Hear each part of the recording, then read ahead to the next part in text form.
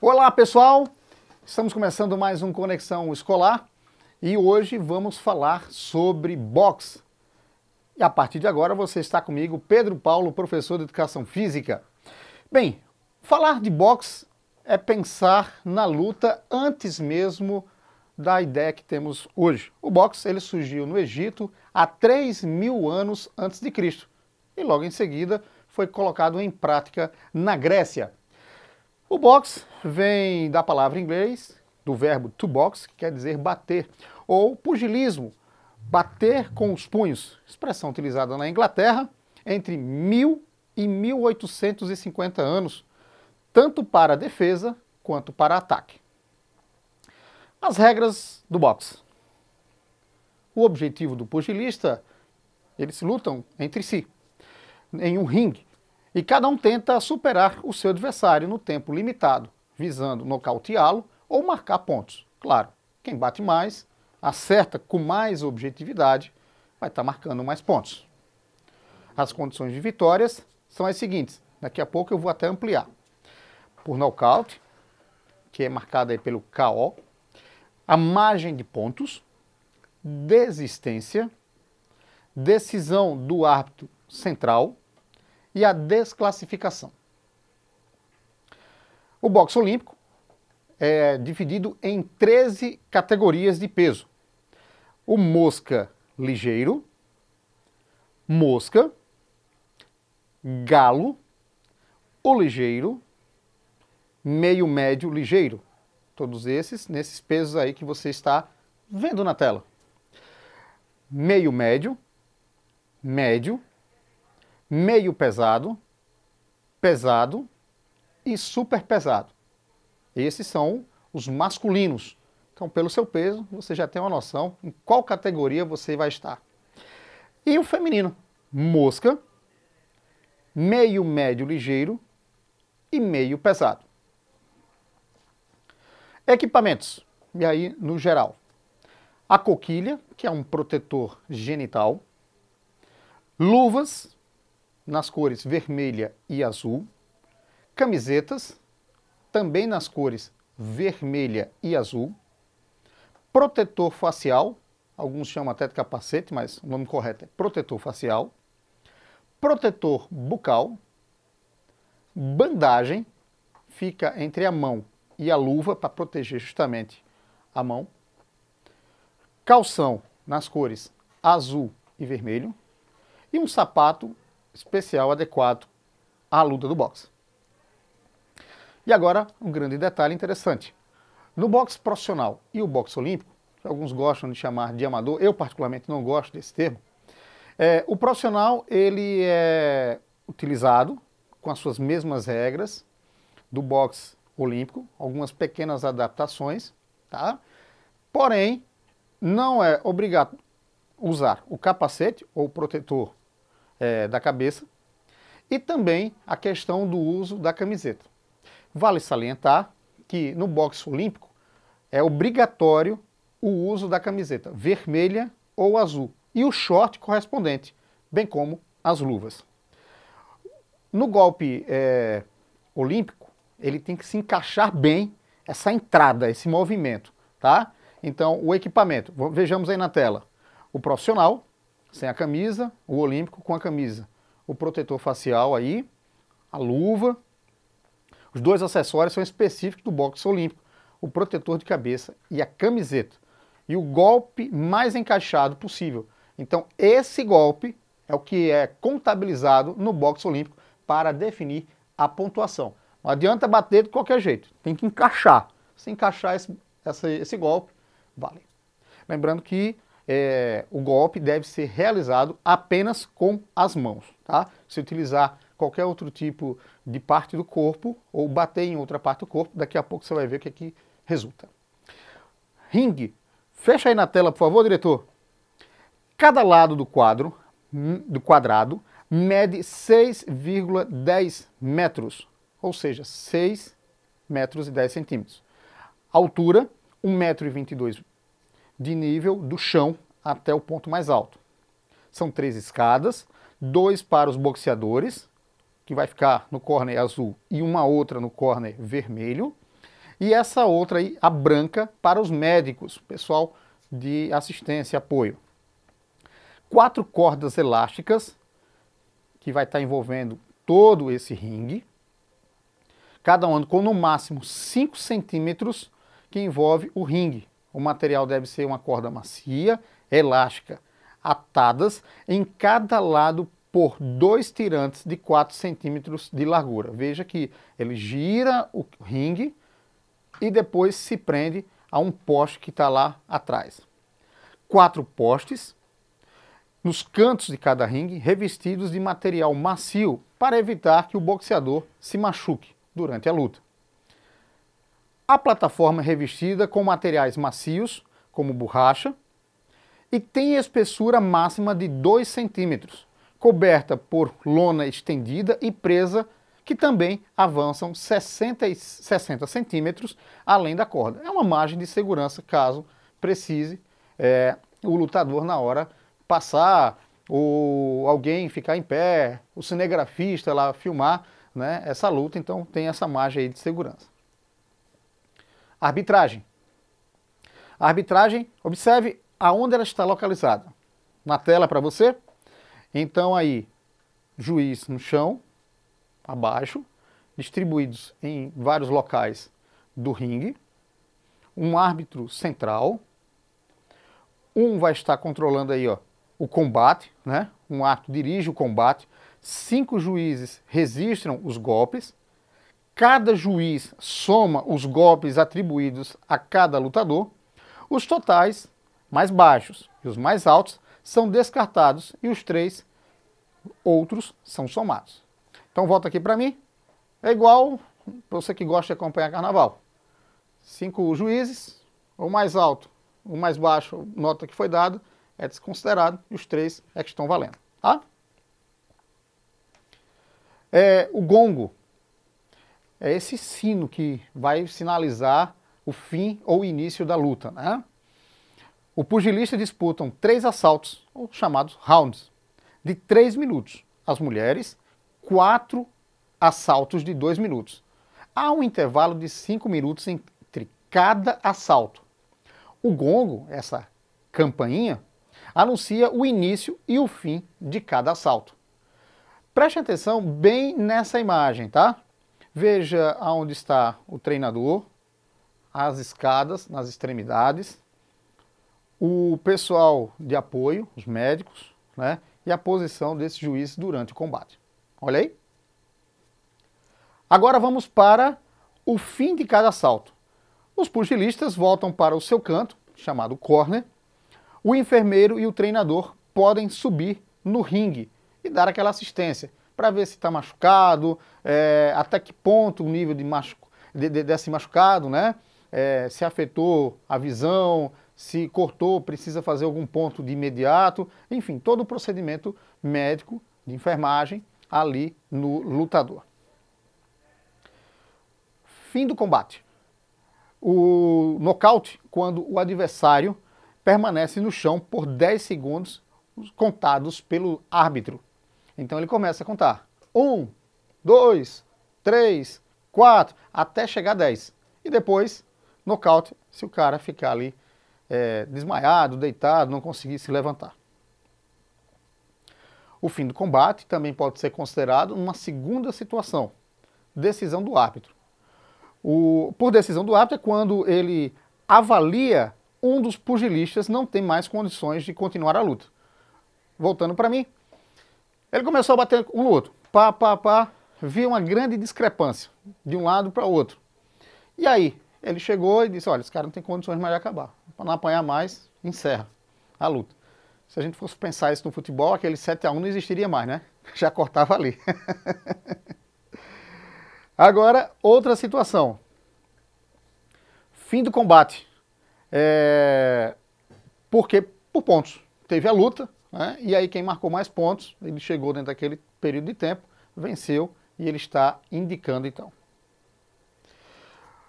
Outra situação por desistência, né? Quando o treinador joga a toalha por considerar que o pugilista não tem mais condições de lutar. A decisão é assumida pelo treinador daquele lutador que está apanhando. O cara às vezes, não, eu quero ir. Ele diz, não, realmente você não tem condições, fica. Quando ele vai lá, ele joga a toalha, o árbitro entende que houve a desistência. E é interessante trazer isso, porque, vamos falar já já, essa expressão jogou a toalha, marcou o boxe e pulverizou aí essa ideia dentro da sua perspectiva, né, do esporte e a vida social. Então, rapaz, não dá mais não, joguei a toalha. Temos uma outra situação, que é a desclassificação. Por desclassificação, o lutador, né, o pugilista, ele comete um ato ilegal e é desferido em alguma região proibida. Então o árbitro chega lá, entende e diz, ó, parou, né, não pode fazer isso. Exemplo, aí na imagem de você, segura um pouquinho aí, diretor, por favor. Você veja que o lutador, o pugilista de vermelho, ele está dando um soco, é proibido, vale lembrar, não pode, está socando aí a área genital do lutador de azul, né, o pugilista de azul. Apesar de estar com a proteção lá, esse tipo de ato não pode, ok? Então, o árbitro acaba desclassificando o pugilista que cometeu esse ato ilegal. Fundamentos técnicos. Vejamos quais são os fundamentos técnicos do boxe. Eles podem ser físicos e também podem ser específicos. Quais são? Vamos olhar para ele. O físico, quando ele está se preparando para uma luta, para perder peso, enfim, a questão da corda, pular corda. Específico, ataque contra defesa, contra um adversário imaginário. Ele começa a treinar uma sequência de golpes. Vou até ficar aqui de lado, né? Então eu treino direita, esquerda, para baixo, soco, enfim, ele começa a esquematizar na sua ideia essa perspectiva de como será a sua sequência de golpes, sozinho. De base aos diversos golpes de defesa, ele começa a treinar esse movimento de perna, direita e esquerda, como é que ele vai se deslocar para um lado para o outro.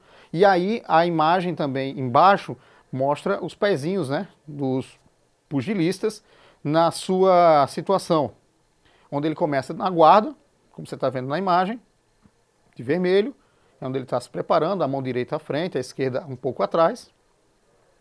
E também de luta simulada por 2 alunos com treinos de soco, realizado por um oponente na altura do rosto, e a realização da defesa e contra-ataque por parte do outro, visando a incapacitação do ataque. Tá? Então ele está um lado com o outro e começa a bater. E ele treinando essa saída de golpes e batendo ao mesmo tempo. Há uma outra situação que é com sparring, né? Ele fica um com o outro e às vezes o treinador fica com 2 objetos na mão para ajudar a essa defesa, movimentando e aumentando essa agilidade. Eu vou até ampliar essa ideia.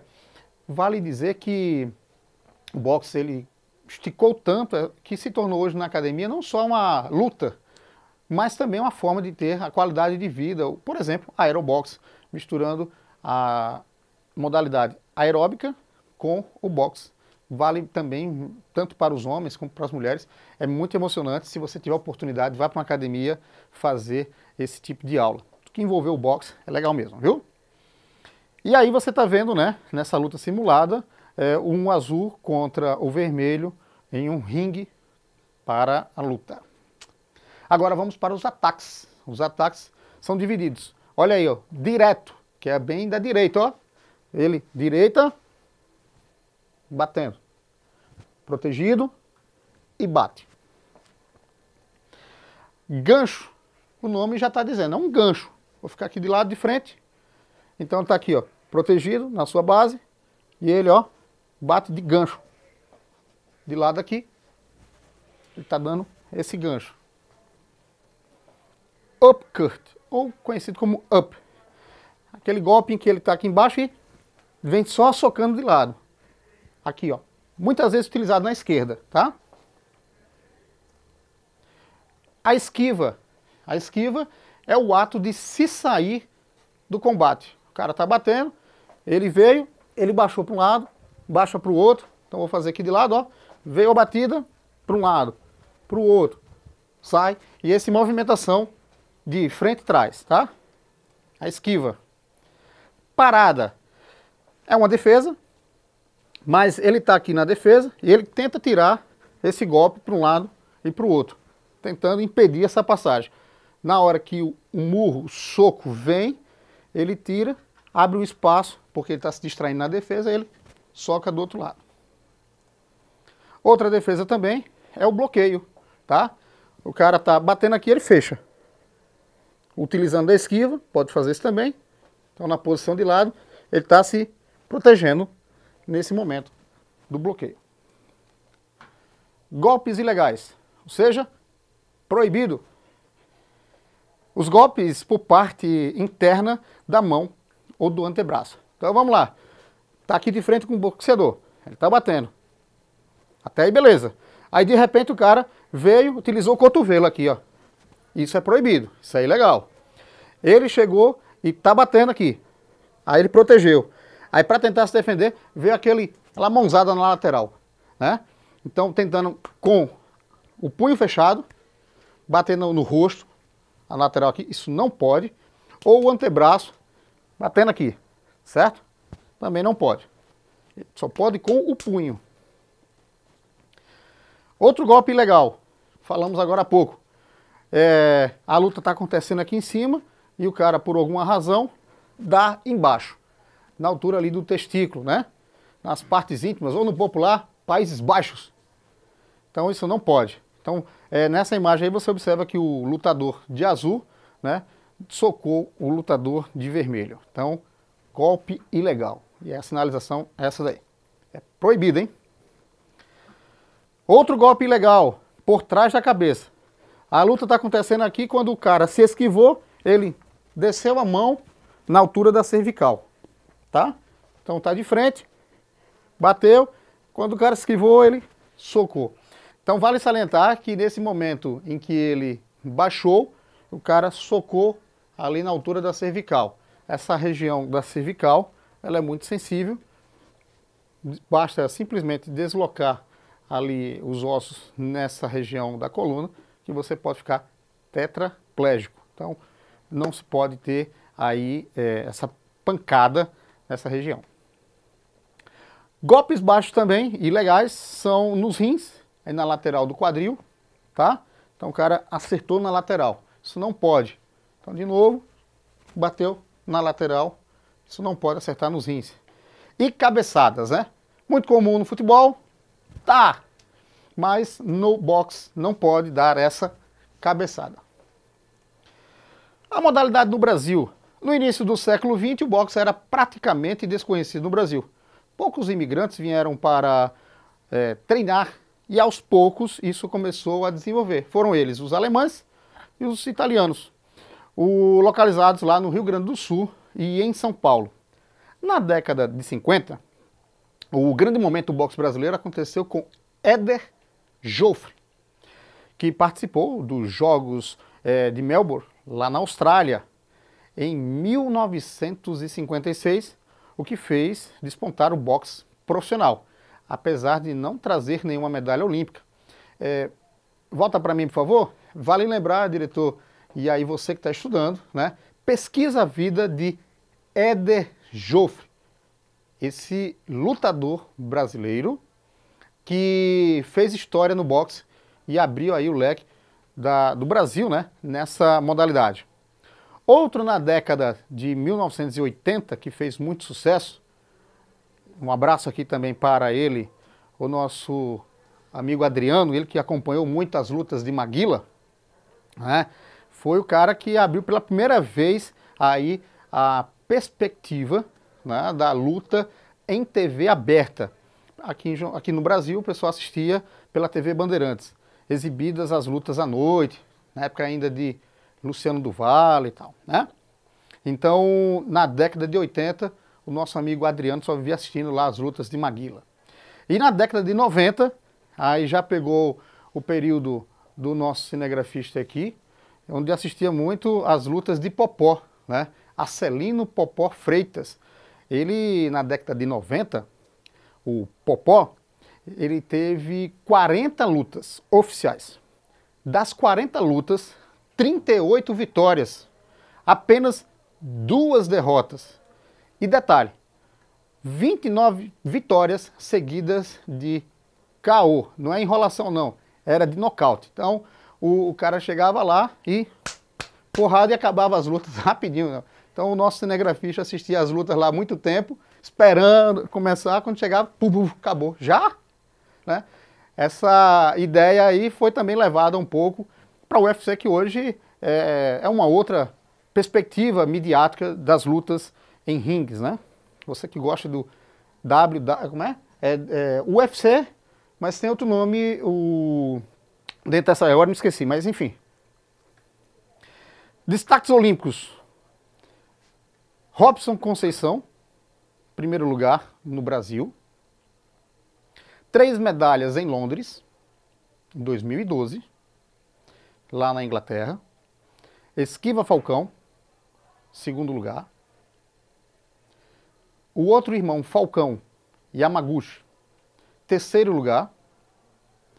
A primeira medalha feminina, Adriana Araújo, terceiro lugar.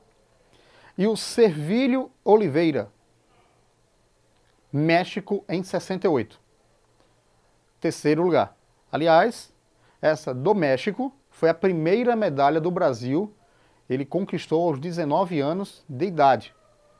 E a primeira medalha feminina foi com Adriana Araújo.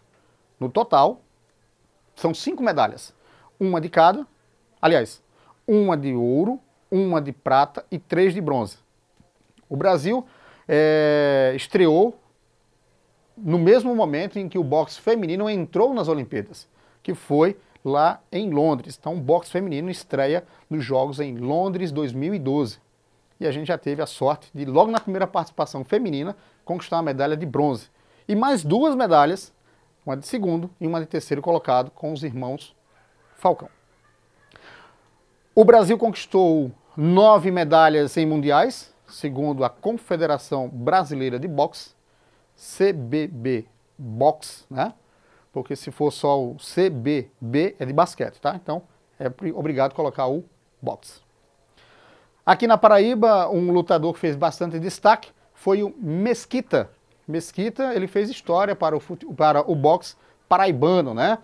Ele foi campeão mundial de boxe na categoria super leve e também chegou ao título do brasileiro.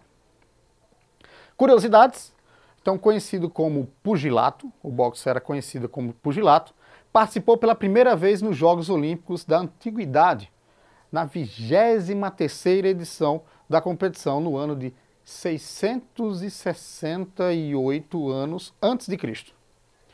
Os competidores lutavam com um protetor de tela metálica em cada mão. Então volta aqui para mim. Imagina aí, usar uma proteção aqui e aí metal. Era para quebrar ou não era? Deixa lá. Hoje a gente tem outros equipamentos que simulam essa mesma situação, né?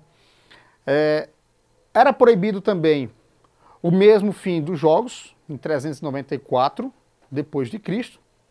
Voltou a ser admitido oficialmente no rol olímpico dos Jogos de 1904. Por quê? Porque esse tipo de, entre aspas, soqueira que havia ali, proibiu, né, a luta nessa perspectiva. Então, como foi tirado esse equipamento, os Jogos Olímpicos permitiu que o boxe voltasse aí a ser parte do programa olímpico. E com essa volta do boxe passou a ter 7 categorias de peso. Em 1908, a luta ganhou o status, aí sim, de Jogos Olímpicos. E antes da Confederação Brasileira de Boxe, era chamada de pugilismo. Então, Confederação Brasileira de Pugilismo. Várias lutas estavam sobre essa administração do pugilismo, essa confederação, até que elas tivessem suas próprias confederações, tipo a CBF dos seus esportes. E aí, quais eram essas artes marciais que estavam lá?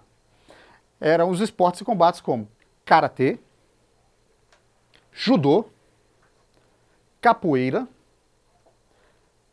outras artes marciais, luta livre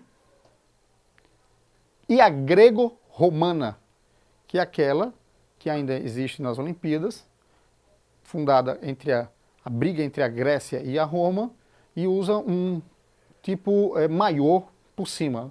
Agora eu não me lembro exatamente o nome, mas que protege, e ele tenta, dentro de um círculo, tirar o adversário de lá. O boxe se popularizou por conta da TV e do cinema, principalmente nas camadas mais pobres, mais baixas, que buscavam essa ascensão social, sair do mais baixo, mais pobre, e se tornar mais rico. E essa expressão jogou a toalha deu a ideia do desistir. As pessoas absorveram essa perspectiva de jogar a toalha e não dá mais certo não, joguei a toalha. E aí agora se tornou popular. Alguns filmes, são mais de dezenas de filmes aí que a gente pode citar. Entre eles, quem não assistiu Rocky Balboa, Rocky Lutador, vale a pena, com Sylvester Stallone. Touro Indomável, com Robert De Niro. Menina de Ouro, com Clint Eastwood e Morgan Freeman, entre outros filmes que vale a pena você pesquisar na internet e assistir. Não vai se arrepender. Ah, e vale salientar que a televisão, principalmente americana, né, transmitia as lutas de Mike Tyson. Ele chegou até uma vez morder a orelha, entre outros grandes lutadores do meio americano, influenciaram também aqui embaixo. Bem, é isso, pessoal. Eu espero que vocês tenham aprendido, revisem essa aula também na internet, respondam os questionários e a gente volta a falar na próxima semana, neste mesmo canal, neste mesmo horário. Mas antes, eu quero mandar um abraço aqui a todos os profissionais de educação física que no último dia 1º de setembro comemoraram o seu dia, ao pessoal da escola Linaldo Cavalcante e também a dona Odaci Pessoa, que apesar de não ser aluna da rede, mas está estudando a partir dessas aulas que a Prefeitura de João Pessoa está promovendo. Tá certo? A todos vocês, um abraço e bola pra frente. Tchau!